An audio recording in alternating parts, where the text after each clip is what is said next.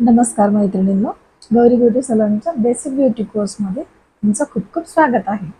मागच्या व्हिडिओमध्ये आपण पाहिलं की आयब्रो करण्यासाठी धागा कसा पकडायचा आणि आजच्या व्हिडिओमध्ये आपण जाणून घेणार आहोत की आयब्रो करण्याच्या कोणकोणत्या पद्धती आहेत. तर आयब्रो करण्याच्या 3 पद्धती आहेत. एक आहे थ्रेडिंग. थ्रेडिंगमध्ये धाग्याच्या साहाय्याने आयब्रोजला सुंदर शेप दिला जातो. दुसरी आहे प्लकिंग. प्लकिंगमध्ये प्लकर वापरला जातो. प्लकर म्हणजेच की एक चिमटा आहे, त्याच्या साहाय्याने केस काढून आयब्रोला सुंदर शेप दिला जातो. तिसरी पद्धत आहे वॅक्सिंग. वॅक्सिंगमध्ये वॅक्सच्या साहाय्याने आयब्रोजचे केस काढून आयब्रोला सुंदर शेप दिला जातो. वॅक्सिंगच्या पद्धतीमध्ये एक नॉर्मल वॅक्स येतो, हनी वॅक्स. त्याच्यामध्ये वॅक्स लावून स्ट्रिपच्या साहाय्याने केस काढून आयब्रोला शेप दिला जातो. आणि दुसरी पद्धत आहे स्ट्रिपलेस वॅक्स. रिकाचा ब्राझिलियन नावाचा एक स्ट्रिपलेस वॅक्स येतो, तर त्याच्यामध्ये स्ट्रिपची गरज नसते. विदाउट स्ट्रिप तो वॅक्स लावून आपण आयब्रोचे केस काढू शकतो आणि आयब्रोला सुंदर शेप देऊ शकतो.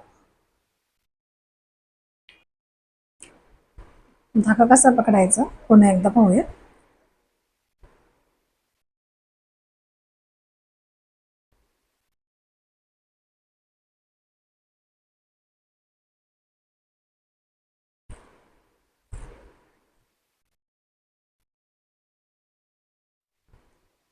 आयब्रोचा धागा चालवायची प्रॅक्टिस डमीवर कशी करता येईल ते आता आपण पाहूया.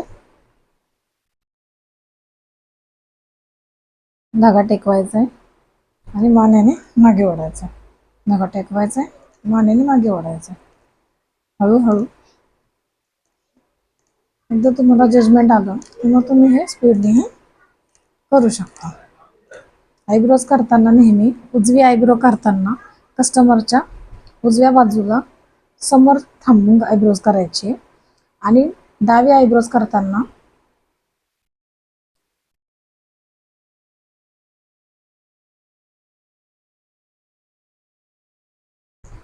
कस्टमरच्या पाठीमागे थांबून आयब्रोज करायचे.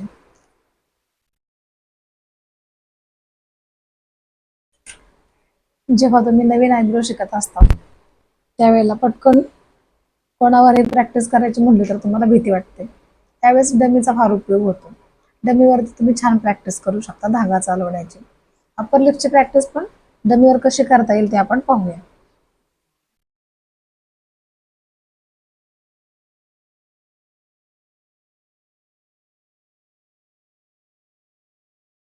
अशा तऱ्हेने अप्पर लिपची प्रॅक्टिस करू शकता.